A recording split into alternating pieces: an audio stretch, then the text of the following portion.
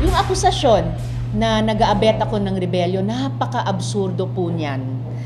Kasing absurdo, ludicrous, di ka panipaniwala sa mga latest na fake news tungkol sa akin. Ito ang mariing pahayag ni Senator Risa Hontiveros hinggil sa mga balitang kumakalat ngayon sa social media laban sa kanyang naging komento sa isyu ng rebelyon.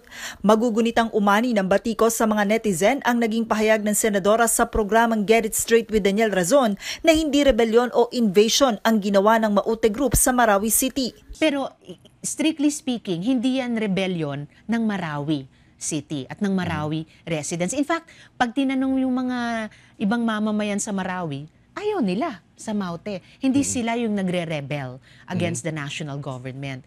Tapos, hindi rin siya invasion kasi hindi naman tulad sa Zamboanga City noon na may siege talaga. Kabilang si Davao City Mayor Sara Duterte Carpio sa bumatikos kay Hontiveros. Sa Facebook account ng alkalde, sinabi nito na tila hinihikayat nito ang teroristang grupo na ipagpatuloy ang ginagawa ng mga ito dahil hindi umano ito rebelyon. Dismayado naman ang senadora sa naging pagkwestiyon ng alkalde at sa kumakalat na balita na pagsuporta umano niya sa Maute Terrorist Group. Ayon kay Hontiveros, hindi na bago sa kasaysayan ang pag-aakusa ng rebelyon sa oposisyon dahil ganito rin aniya ang nangyari noong panahon ni dating Pangulong Ferdinand Marcos. Kinondena naman ni Senator Hontiveros ang aniyay fake news na nagpapakita ng umano'y kanyang simpatya sa Maute Terrorist Group. Giit niya walang katotohanan at pawang kasinungalingan lamang ang mga ito. Paglilinaw pa ng mambabatas, kaisa siya ng pamahalaan sa mga kumokondena sa teroristang grupo. Publicly kinondena ko paulit-ulit ang Maute Terrorist Group para sa kanilang walang hiyang mga gawain ng terorismo at kriminalidad. Tumitindig ako katabi ng ating mga magigiting na sundalo at kapulisan para sa kanilang kabayanihan.